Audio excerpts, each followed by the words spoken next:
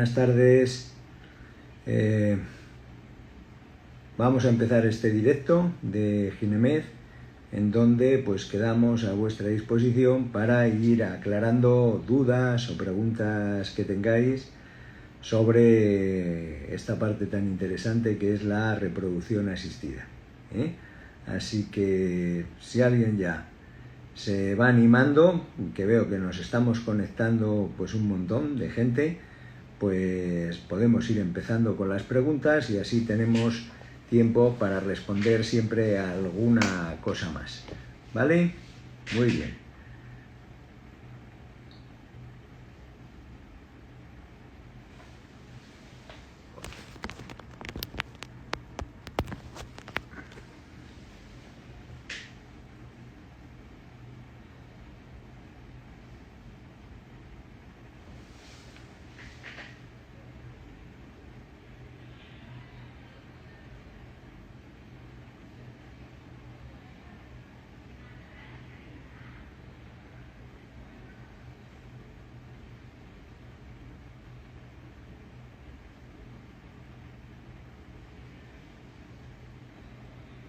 Bueno, nadie se va animando a hacer la primera pregunta. Veo que vais entrando, que os vais conectando un montón de gente, que ya estamos en el aire, en directo, así que a ver si empezamos con alguien que se vaya animando. Yo os voy contando pues las dudas que vayáis teniendo.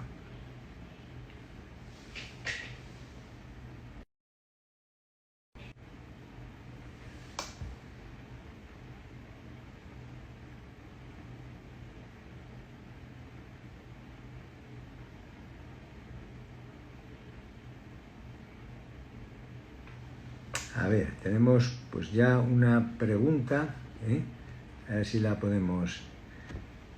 Me preguntan que si tenemos una baja calidad de esperma y por el lado femenino todo es correcto y salen 7 ovocitos pero solo llegan de calidad D a día 5, ¿por qué puede ser la mala calidad? ¿Qué pruebas hay que hacer?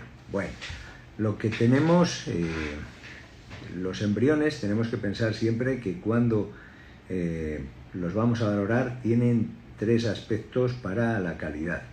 La calidad se puede valorar en primer lugar, y lo más importante, es por la fuerza que va a tener el embrión para dar un embarazo. La fuerza que tiene el embrión para dar el embarazo va a depender de la edad que tiene el óvulo, de la fuerza que tiene ese óvulo, porque ese óvulo es el que aporta la energía al embrión para implantar, para irse dividiendo, y todos esos días que está separado del cuerpo de la mamá, bueno, no separado del cuerpo, fuera del ovario, y antes de implantarse, ese óvulo o ese embrión tiene que vivir unos días.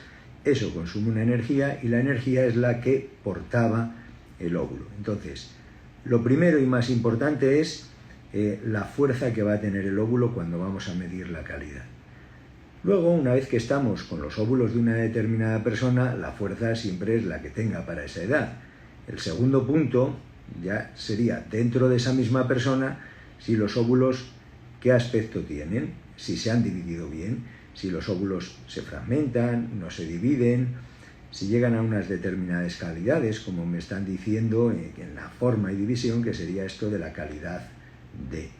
Y luego el mismo embrión, pues a veces tenemos que saber si tiene la carga cromosómica bien, si es euploide, que tiene toda esa carga cromosómica bien, o es anormal, es aneuploide, y eso también entra dentro del mismo aspecto que va a tener el embrión, puede ser euploide o aneuploide.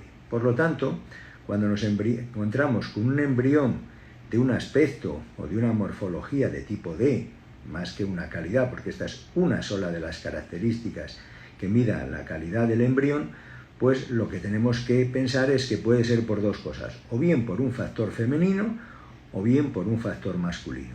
Por un factor femenino, pues sería muchas veces la edad de la madre, que sería más relacionado con la fuerza, o el estado hormonal que rige en ese ovario.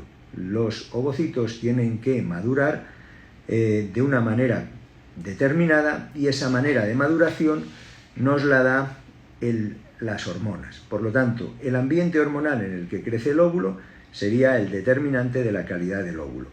Por otro lado, está el espermatozoide. La calidad del espermatozoide va muchísimas veces relacionada con el grado de fragmentación que tiene el DNA espermático. Por lo tanto, ante un embrión de una mala calidad morfológica, no una calidad total, sino morfológica, nos tenemos que preguntar de qué lado viene. Si, como nos dicen, estamos... tenemos problemas, había problemas de conexión, vale, parece que ya. Si estamos ante unos problemas de calidad de este estilo, pues entonces empezaríamos a pensar que el embrión pues, podía tener una mala calidad por parte del esperma y comprobarlo, pero que también puede ser por parte del óvulo. Y el tercer aspecto que tenemos es si ha habido a lo mejor algún problema en el laboratorio donde estaba nuestro embrión. Eso es una cosa que es más fácil de detectar porque normalmente pues, el laboratorio tiene una serie de controles y además tiene pues, otras parejas que tienen sus embriones allí y sabemos si están evolucionando todos pues, con un problema o con alguna cosa y nos ayudaría muchísimo a detectarlo. Espero un poco haber respondido la pregunta y bueno, pues si todo está bien del esperma como nos dicen, pues yo empezaría a pensar en la parte del óvulo y en la parte del espermatozoide y pues una de las primeras pruebas en las que pensaría es en la fragmentación del DNA espermático. ¿Vale? Vamos a ver qué más preguntas tenemos.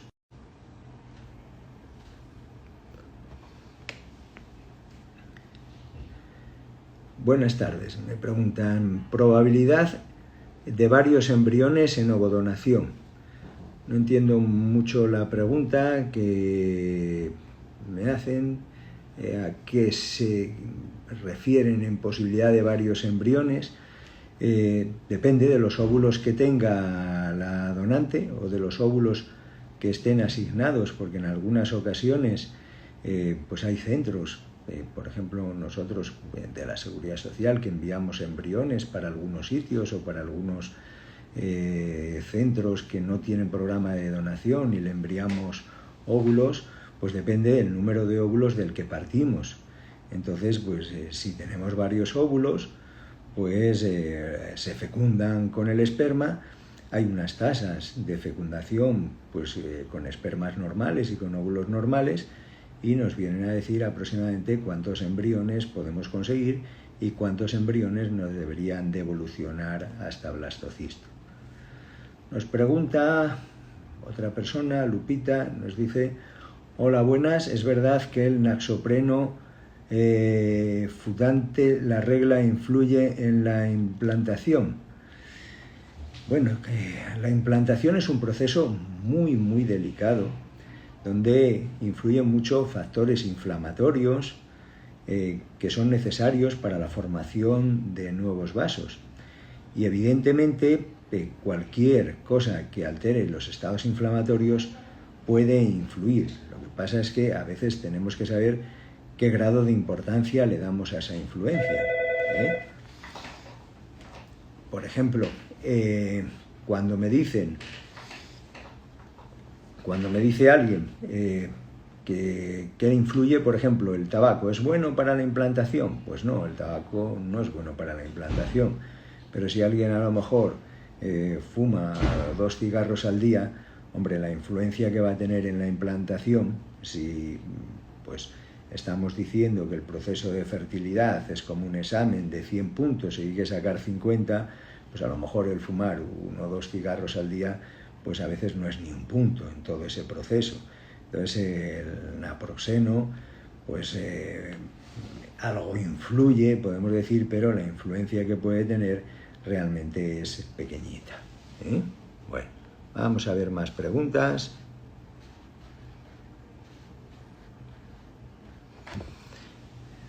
Camino hacia ti, pregunta: aborto a las 20 semanas por corionitis, ¿qué pruebas me tendría que hacer?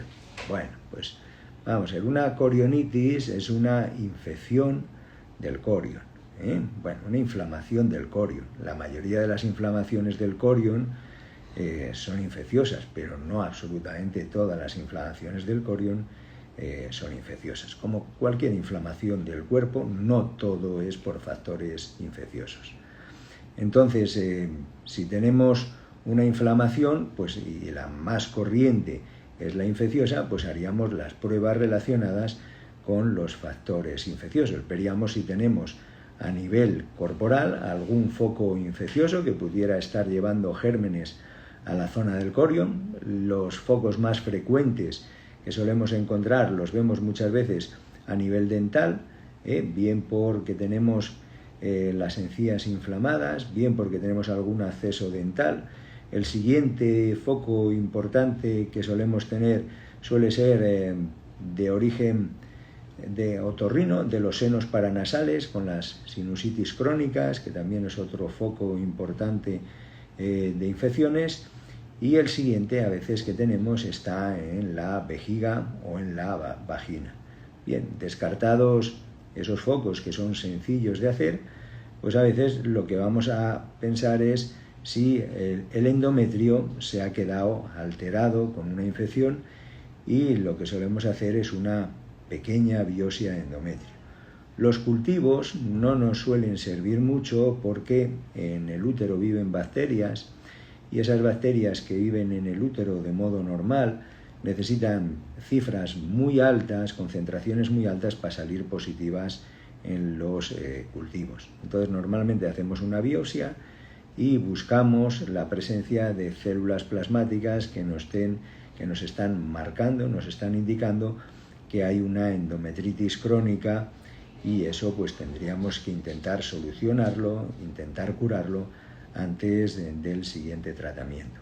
Por lo tanto, ante un aborto por coriamnionitis, descartar que tenemos focos infecciosos a nivel general, y si los tenemos, eliminarlos. Segundo, descartar que tenemos focos a nivel local con una endometritis crónica, y si tenemos, solucionar. ¿Vale? Vamos a ver, más preguntas que vamos viendo. ¿Cuáles pueden ser los motivos por los que no fecundan de forma convencional? Bueno, pues cuando un óvulo y un espermatozoide se juntan, bien de modo natural, bien en el laboratorio, pues normalmente tendrían que fecundarse. A veces se fecundan y a veces no se fecundan, y eso lo sabemos siempre. Cuando no se fecundan, pues es porque alguno de los procesos, de los mecanismos que se tienen que llevar a cabo, pues no han funcionado bien. Bien porque haya daños en la parte espermática, que los puede haber, bien porque haya daños en la parte del óvulo que no haya madurado correctamente, que también lo puede hacer. O a veces, ya más raramente, tenemos algunos defectos de tipo genético en la activación del ovocito, o del ambiente que tenemos, pues donde no hay suficiente calcio, no hay suficientes elementos para que se vayan desarrollando todas esas oleadas de calcio que recibe el ovocito cuando penetra el espermatozoide dentro y va activando los mecanismos de fecundación. Digamos que nosotros en los laboratorios, pues lo que realmente hacemos es pues citar a ese óvulo y ese espermatozoide para que tengan un encuentro y haya feeling entre ellos, pero no podemos garantizar que las cosas vayan bien a pesar de todo lo que pongamos de nuestra parte, porque a veces hay defectos en los óvulos, porque no han defectos intrínsecos o defectos por una mala maduración del óvulo, o hay defectos en los espermatozoides, y eso nos lleva a que no tenemos esos buenos resultados. ¿Vale? Vamos a ver más preguntas. Aquí hay Kiliak, nos pregunta: hola, me han pautado Ovitrel en pequeñas dosis para favorecer la implantación. Voy en ciclo natural modificado. ¿Es habitual usar Ovitrel para esto? Me han dicho que cada 72 horas. Bueno, tenemos que tener en cuenta en este caso que estamos en un ciclo natural. Si es en un ciclo natural, todas las hormonas las debe de producir el cuerpo de la mujer. No necesitaríamos ningún tipo de ayuda. Ahora bien, hay algunos casos en donde existen problemas en el ovario que se llaman fases lúteo-deficientes. Esto es, el ovario produce las hormonas, pero luego cuando está produciendo la progesterona, ese cuerpo lúteo, que es el resto que queda del folículo en el ovario y que se encarga de producir progesterona, por alguna causa, o que no recibe buena vascularización, o que no tiene una buena calidad de células, o que no recibe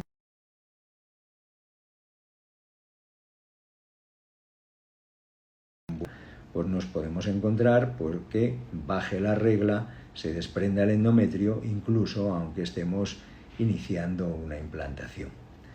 Para evitar esos problemas de las fases lúteo-deficientes, que no podemos conocerlas nada más que cuando ya se han producido, porque analizamos la progesterona y está muy bajita, pero ya el daño se ha producido, pues lo que hacemos es mantener todos los ciclos naturales, aunque a la mayoría no le van a hacer falta, pues con o progesterona que nosotros administramos, ¿vale?, al cuerpo, o bien estimulando al ovario para que produzca la progesterona. La mejor estimulación que hay para el ovario son las sustancias que produce el embrión para que ese ovario esté estimulado. Y precisamente, si os acordáis, la sustancia que nosotros medimos en la sangre de la madre es la HCG, que la produce el embrión para estimular precisamente a ese ovario y que produzca progesterona. Entre otras cosas, produce más cosas, pero bueno, produce esa progesterona. Pues si nosotros ponemos esa HCG, que es lo que es el Ovitrel, pues a dosis muy bajitas, cada 72 horas, como le han dicho, porque dura bastante tiempo en la sangre, es suficiente para mantener ese cuerpo lúteo con una buena producción de progesterona y que en caso de que haya implantación, esta sea viable y se mantenga. Una vez que ya tenemos el embrión implantado y que ya tenemos unos niveles de beta que son altos por parte del embrión, pues ya no hace falta poner el Ovitrel porque ya esa HCG la está produciendo el embrión. Por lo tanto, sí, es un mecanismo, el Ovitrel, muy bueno, muy natural y que nos permite utilizar durante muy poco tiempo la medicación y nos va estupendamente. ¿Vale? Vamos a ver. Más preguntas. Algunos me saludan. Hola, pues saludo de verdad para todos. Es un placer estar aquí un ratito en directo. Y me vuelven a preguntar, otra pregunta. Alicia nos dice: buenas tardes, gracias por este directo. ¿Qué recomendaría para mejorar el grosor del endometrio? Bueno, el endometrio es un órgano, yo diría que casi a lo mejor con el cerebro, de los más complejos que tiene el cuerpo humano, porque es un órgano que además perdemos todos los meses si no hay embarazo, y todos los meses volvemos a fabricar uno nuevo. Y hay que fabricarle poniéndole vasos sanguíneos, poniéndole glándulas, poniéndole células, todo un sistema defensivo. Es un órgano realmente muy, muy complejo. Bien, dentro de las características del endometrio, que es donde va a implantarse el embrión, digamos, tenemos dos que son muy importantes. La primera es si alcanza un determinado grosor. Esta es importante porque es muy fácil de hacer, lo hacemos en las ecografías, cada vez que lo vemos, pues vemos si el endometrio tiene un grosor suficiente o no. Los endometrios que son excesivamente gruesos, pues en el fondo nos están diciendo: oye, mira, ese endometrio no debe ser de muy buena calidad porque engorda por encima de lo normal. Igual que si yo veo una persona excesivamente obesa, pues diré: mira, posiblemente su salud no sea buena porque está excesivamente obesa. También si veo una persona muy caquética, muy delgada, porque tiene anorexia o una enfermedad grave, pues diré: esa persona no debe tener una buena salud porque está muy delgada. Pues lo mismo nos pasa cuando vemos un endometrio que no crece con las hormonas normales, pues diremos: oye, los endometrios muy delgados en el fondo deben de tener algún tipo de problema. Cuando vamos a hacer crecer el endometrio, lo mejor de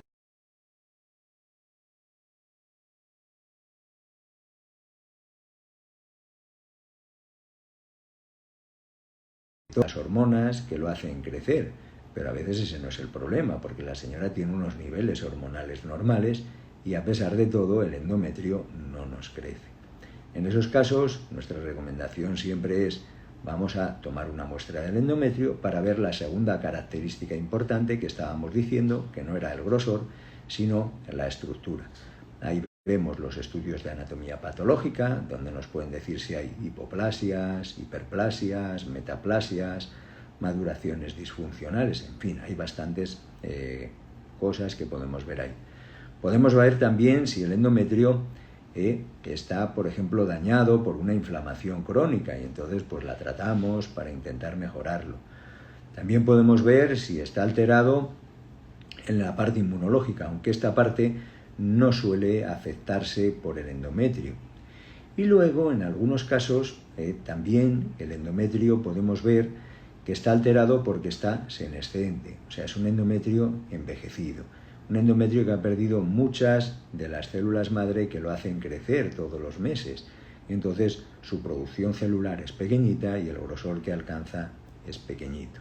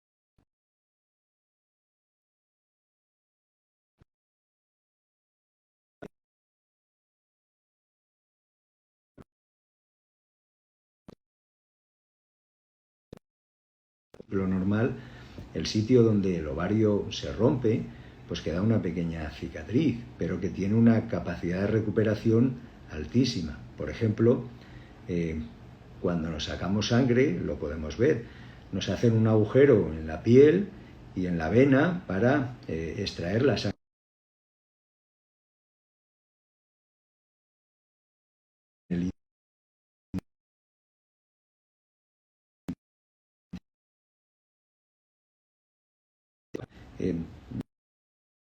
Nos ponen una espalda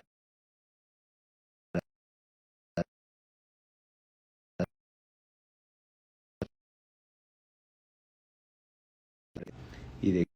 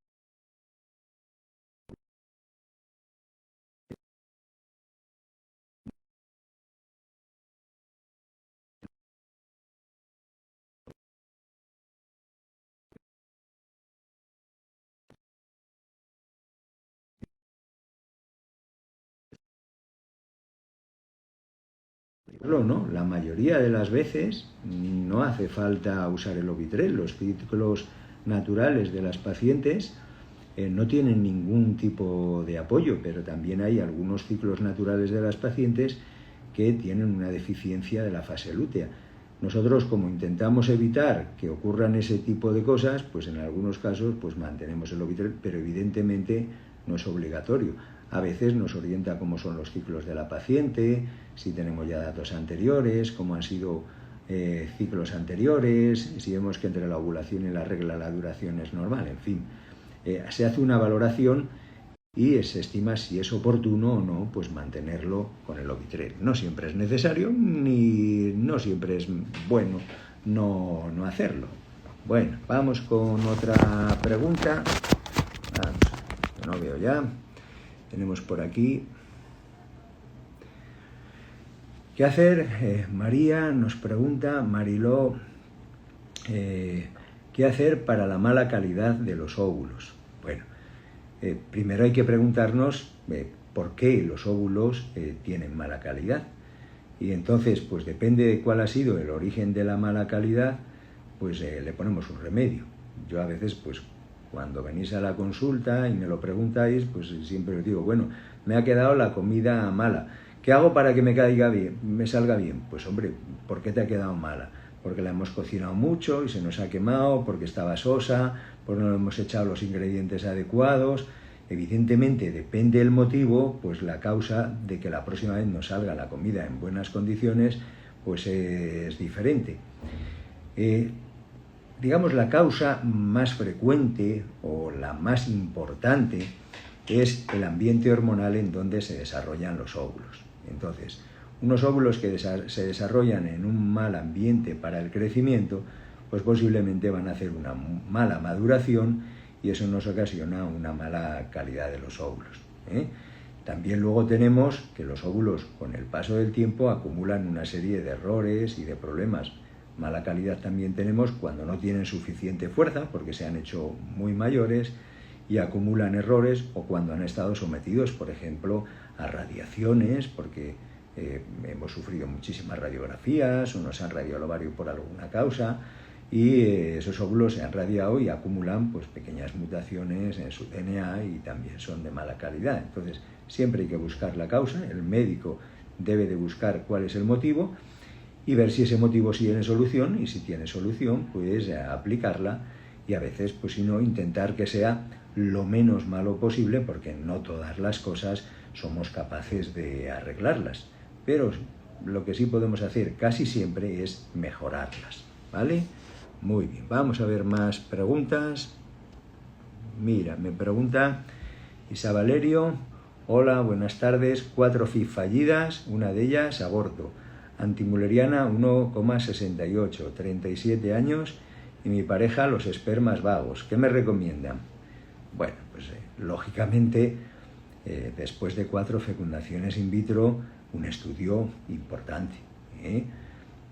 Hacer otro tratamiento sin un estudio a fondo, yo no lo recomendaría nunca. Si el caso fuera sencillo, evidentemente, con 4 tratamientos realizados en el centro que haya sido, seguro que podía haber tenido un buen resultado. Todos los centros, absolutamente todos, tienen unos resultados bastante aceptables.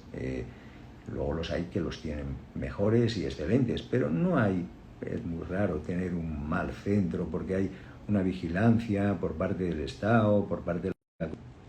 Y entonces es raro que el centro, que sea 4 FIV por malos resultados de tratamiento. Más bien será que alguna de las condiciones pues no está suficientemente bien. Aquí nos orienta y dice, los espermas son vagos.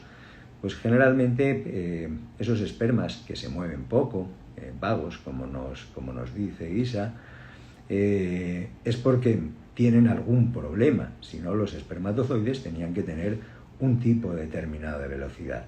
Yo empezaría a trabajar en esa parte, en la parte de los espermas, que parece que ya se le ve ahí alguna alteración, con los test de fragmentación, con los índices de vitamina D, con los niveles hormonales que puede tener el paciente, con un cultivo de semen por si hay una prostatitis que esté afectando el líquido seminal a la movilidad de los espermatozoides, en fin, trabajaría esa zona e intentaríamos ver si eso es mejorable, o si no es mejorable, pues explicarle a la paciente que muchísimas veces a partir de un número ya elevado de tratamientos, pues posiblemente es que no podemos recuperar el problema que hay y que haya que pasar a una técnica a lo mejor diferente para poder solucionar el problema.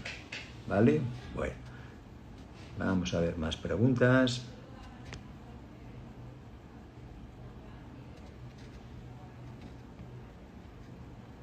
Bien, Sarita Gutiérrez nos pregunta: hola doctor, 2 FIV fallidas, la primera con 2 embriones de buena calidad, beta 27, segunda FIV beta negativa, con heparina porque me sacaron trombofilias. Tercera FIV me dicen de intentarlo de modo natural. Bueno, Sarita, la verdad es que intentas darme mucha información, pero tengo poquita en los datos que me dices. Simplemente tengo datos de los tratamientos, pero no tengo datos de cómo son tus óvulos, ni de cómo es el esperma. Evidentemente lo que sé es que el esperma ha fallado. Yo creo que, como si me has escuchado desde el principio, te comentaba que la calidad de los embriones hay que definirla no solo por la morfología, sino por la fuerza de implantación. Entonces, no sé el caso tuyo, pero por ejemplo, en este caso le haríamos un enfoque muy diferente. Si el paciente tiene pues 27 años, 35 años o 42 años, porque la fuerza de los óvulos es diferente. Luego también, según sean los estudios hormonales que tenga, para ver cómo se ha desarrollado el óvulo. No sé si estamos ante un estudio hormonal completamente correcto o si estamos ante un estudio hormonal de un ovario poliquístico o de un fallo ovárico con una FSH elevada. No puedo tener datos. Entonces, me imagino que las cifras que has tenido de embriones son pequeñas porque estemos ante la presencia de un ovario un poco agotado. Pero bueno, esto es una suposición porque no tengo datos en lo que has preguntado. Y en la tercera fecundación in vitro te dicen intentarlo de modo natural. Me imagino que el médico habrá valorado bien el caso y creo que lo deberías de preguntarle a él por qué has cogido ese tratamiento él, qué sería lo que ve de ventaja sobre los ciclos estimulados y pues discutir con él cuál sería la solución de mejor calidad. Bueno, luego me dice posibles fallos de implantación. Pues sí, bueno, cada vez que un embrión no implanta, pues es que ha fallado la implantación. Ahora, eso dice muy poquito de la cosa. El concepto de fallo de implantación es cuando repetidamente se produce la no implantación de embriones, no porque una o dos veces no haya implantado, porque también las mujeres fértiles, las parejas fértiles que tengan 2 o 3 hijos, pues no le implantan tampoco todos los embriones, no se quedan embarazadas todos los meses, ni todos los meses ovulan, ni todos los meses fecundan, o sea, y sin embargo tienen hijos. Entonces, en estos casos, pues no sé si podemos hablar de fallo de implantación. Habría que ver si el problema estaba más en la parte del endometrio o el problema estaba más en la parte del embrión. Y si estaba más en la parte del embrión, si ese problema lo arrastramos desde el óvulo o ese problema lo arrastramos del espermatozoide. Por lo tanto, definir lo que es un fallo de implantación, hay que conocer el caso para decirle al paciente cuándo es de verdad un fallo de implantación, ¿vale? Bueno, Lorena me pregunta: soy paciente de la clínica de Sevilla, tengo 6 blastos de día 5, calidad B, vitrificados para poner en un ciclo sustituido. ¿Cree que hay posibilidad de una transferencia positiva? Hombre, el blasto es muy buen embrión. Lo mismo, yo siempre le digo a la gente, pues la reserva que hayas tenido pues debe ser buena para llegar a tener 5 embriones. El desarrollo de los embriones, si llegas a una calidad B, parece que ha sido bueno, o sea que parece que estamos hablando pues que de un ambiente hormonal para el desarrollo de los óvulos bueno y de un semen pues con una calidad o bien escogido de laboratorio o que ya era de una buena calidad. Ahora, la probabilidad de embarazo pues depende de la fuerza que tiene ese embrión. Por ejemplo, si yo tengo 5 blastos de una señora de 46 años, 45 años, la posibilidad de que yo tenga un embarazo es muy pequeña. Si yo tengo 5 blastos pues, de una señora de 26 años, pues la probabilidad de que acabemos en embarazo es terriblemente alta. Por lo tanto, en este caso tengo bastantes embriones con un desarrollo bastante bueno y nos quedaría de conocer qué fuerza tienen para la implantación, que sería los años que tienes tú, que es la manera más facilito para saber. ¿Vale? Bueno. Gira, familia, y me pregunta: hola doctor, si tenemos que hacer 2 FIV seguidas para acumular embriones para DGP, ¿cuánto tiempo tiene que pasar entre una y la otra? Bueno, pues el tiempo que se recupere el ovario. Hay señoras que el ovario se les recupera para el ciclo siguiente, porque a lo mejor han tenido una estimulación más pequeñita, o han crecido menos folículos, o tienen una capacidad de recuperación más alta. Hay gente que tarda un poquito más y a veces hay que dejar un mes entre medias, pues simplemente a que el ovario esté recuperado. No hay que dejar pasar mucho tiempo, ni poco, los resultados serían iguales, pero simplemente que el ovario esté ya recuperado. Y eso, pues tu ginecólogo, viéndote a ti, haciendo ecografías, y si precisara algún análisis de sangre hormonal, que normalmente no hace falta, pues sería capaz de decirte si ya estás en un buen momento para hacer otra nueva estimulación. Después me preguntan, hola, a mí el lunes me dio la beta positiva con 52, 48 horas después se duplicó, estando sangrando 2 días desde la primera beta que anteriormente manchaba marrón, ahora se está parando el sangrado. Bueno, los sangrados a veces pueden ser de la implantación, de que se rompa algún capilar, de que haya acceso a alguna zona en donde no se formen bien las lagunas dentro del corión y se rompa y se vierta hacia el exterior. También influye en que el cuello esté más cerrado, esté más abierto. Hay gente que tiene cuellos muy cerrados y aunque hay sangrado se queda dentro y la señora no lo ve. Hay gente que lo tiene más abierto y cualquier gotita enseguida sale fuera y lo notan enseguida. Para saber un poco si la evolución está yendo bien, pues tenemos volver a realizar las betas. Normalmente decimos, para una regla que se recuerda con mucha facilidad, que cada 2 días aproximadamente se tiene que duplicar el valor. No tiene que ser exacto, puede ser un poquito más, un poquito menos, pero el valor sube a una cifra aproximadamente alrededor del doble. Por lo tanto, si ha subido, pues parece que el pronóstico es bueno. Si hay un sangrado y el sangrado es más o menos activo, la sangre roja, pues a veces hacemos un poquito de reposo porque quiere decir que hay una herida y que la herida en ese momento estará abierta, por eso está sangrando, y como cualquier herida, si no la movemos y está en reposo, pues cierra con más facilidad y se corta. Una vez que esté cerrada, pues volvemos otra vez a recuperar esa actividad que estábamos haciendo, ¿vale? Bueno, vamos a ver más preguntas. TPPRM, me ha puesto las iniciales, me pregunta: tengo que repetirme la beta en unos días, pero estoy preocupada por si esto ha ido bien. Bueno, pues no podemos decirlo, habrá que... La preocupación es una cosa que llevamos cada uno por dentro, pero el dato objetivo es lo que diga la beta, o sea que tendremos que esperar los resultados de la beta para saber qué es lo que ha pasado. Después pregunta Alicia, no se ha ido casi nada del endometrio. Bueno, Sarita también dice, se corta el vídeo, no se escucha al doctor. Es que ahí, mientras estaba hablando, pues ha habido 2 llamadas que posiblemente hayan cortado o interrumpido todo esto. Vamos a ver, vuelvo a explicar el endometrio porque yo sé que es una cosa que preguntáis muchísimo en la consulta, así que posiblemente sea lo mismo que estáis preguntando aquí. El endometrio tiene 2 características muy sencillas de evaluar. Una es el grosor, ¿vale? El grosor lo vemos en ecografía, así que es muy sencillo de deciros si es suficientemente grueso o no. Como en las personas, si vemos un endometrio muy grueso, una persona muy obesa, pues pensamos, no está bien de salud, posiblemente tenga problemas, y pues haremos pruebas para ver qué pasa. Si vemos un endometrio excesivamente delgado, pues pensaremos lo mismo, posiblemente tenga problemas y pues quizá hagamos alguna prueba. Si vemos un endometrio de un grosor normal, pues es como si vemos a una persona pues con un aspecto saludable, pues pensaremos, pues estará bien, no quiere decir que a lo mejor no tenga por dentro alguna cosa, pero no hay nada que nos oriente de entrada a hacer pruebas más intensas.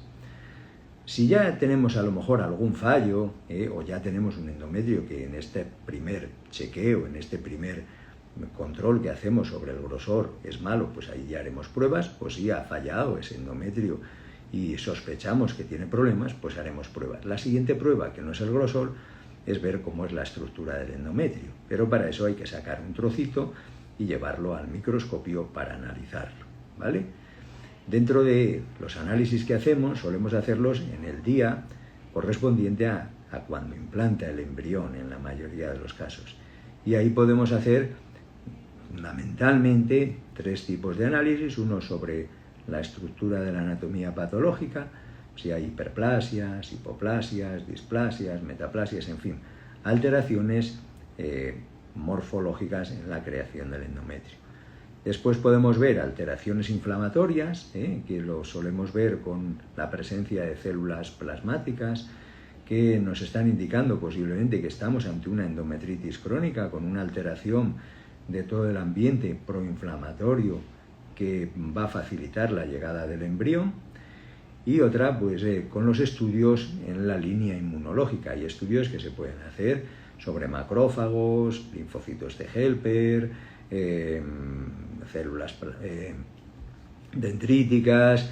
El más corriente, porque está más estandarizado, se hace sobre las células natural killer, porque están bastante diferenciadas dentro del endometrio, pero serían los estudios que debemos de hacer allí, y normalmente solo los hacemos cuando son biopsias ante la presencia de un mal endometrio ecográficamente en la parte del grosor, o ante unos malos resultados en el caso de que hayamos transferido ya embriones. Yo creo que con eso pues podemos dejarlo explicado. Vamos a ver, más preguntas sobre el endometrio. Me habéis puesto muchos que no se había escuchado, espero que sirva para todos y que lo hayamos podido ver.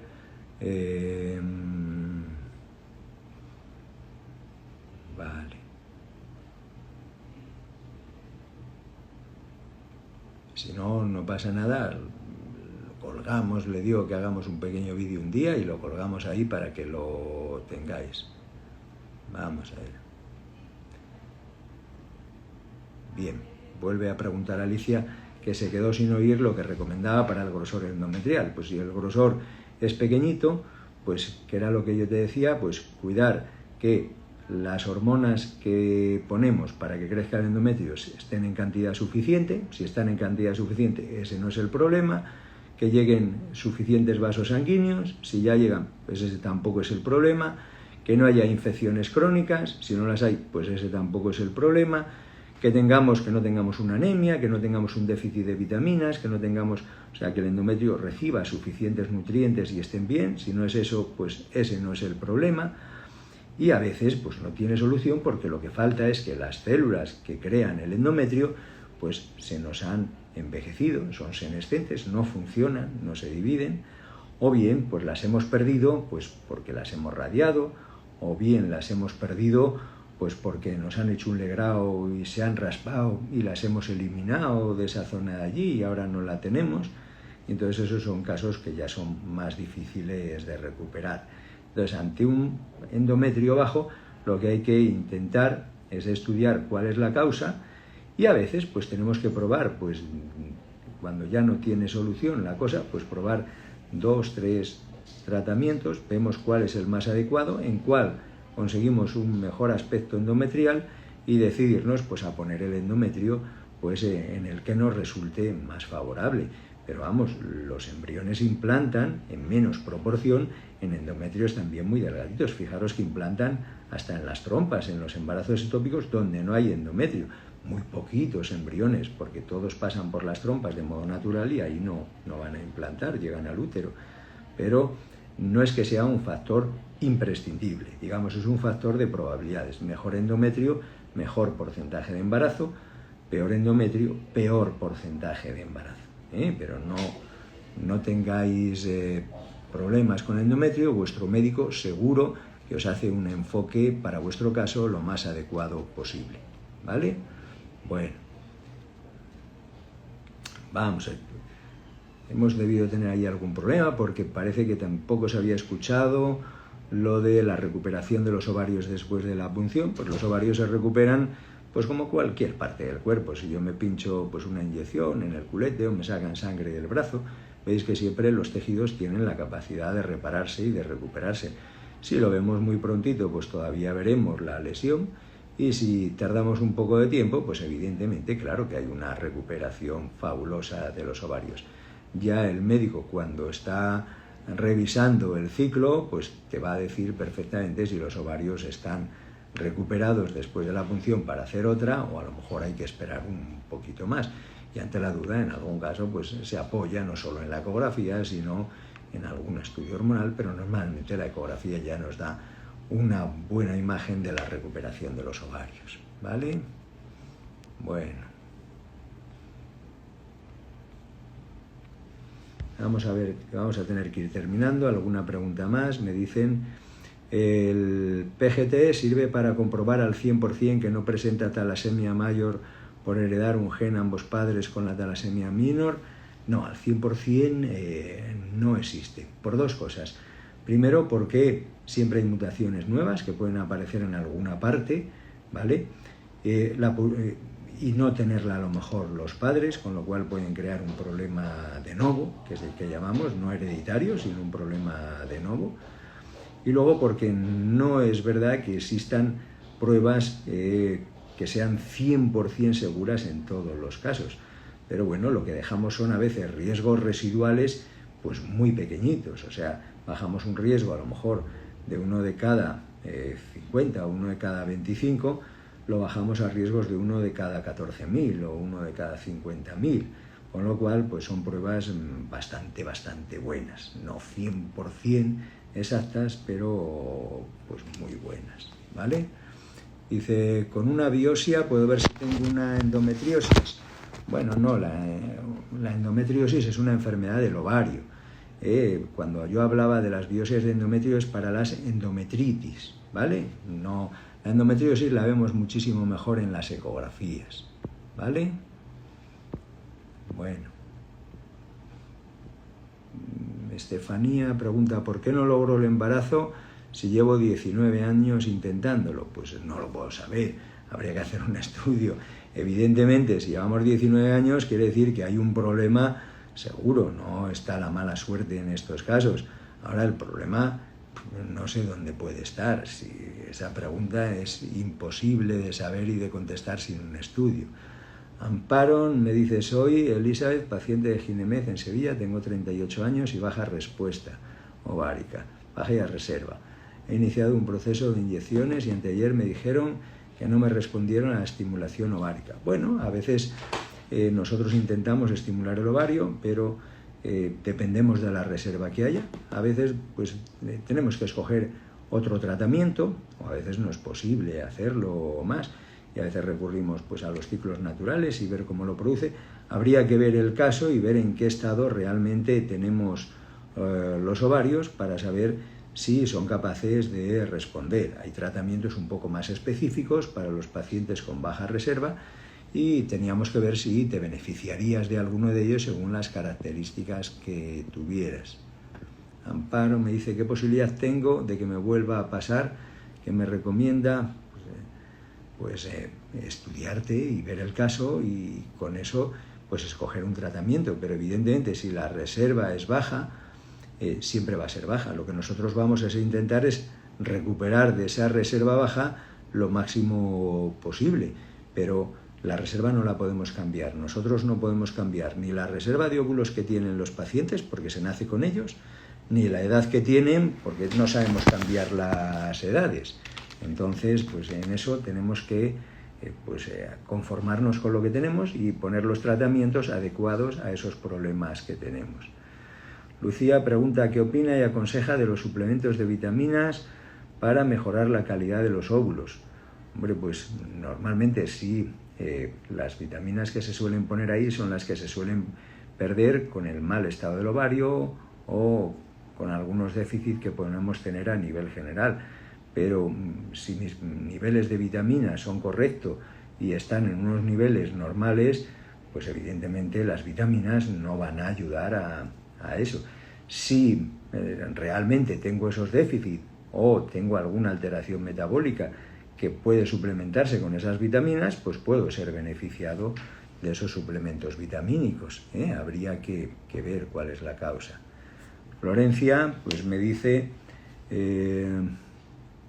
la reserva ovárica, cuando es preocupante, tengo 1,2. Bueno, yo creo que la reserva ovárica simplemente es como el marcador de la reserva del coche de la gasolina. Simplemente nos dice cuánto tiempo nos queda de gasolina y pues te dice, oye, mira, pues más vale que vayas a una gasolinera porque te queda poco tiempo. Si la reserva es baja, pues yo siempre le digo a la gente, pues si tienes 33 años, si tienes una reserva de 1,2, pues yo intentaría ser madre ya. Y si no entra dentro de mis planes, porque socialmente ahora no es el momento para ser mamá, pues yo lo que haría es preservar óvulos, ¿eh? Bueno, pues creo que por hora me van diciendo que solo tenemos 1 hora, la hemos cumplido. Sé que si tenéis más preguntas, siempre podemos hacer otro momento, otro directo, o escoger un tema para que sea más efectivo e intentar solucionar todo. Sé que es muy poco tiempo, pero es el que tenemos para estar aquí.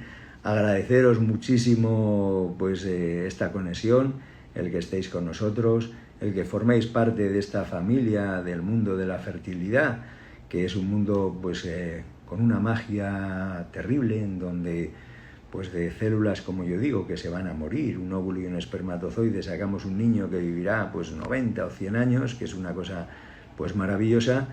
Y aquí nos tenéis, como veis, pues principalmente los casos, siempre les digo, hay que estudiarlos, hay que prepararlos, y hoy hay prácticamente tratamiento pues para casi todas las cosas, siempre que llevemos pues una buena preparación y un buen caso.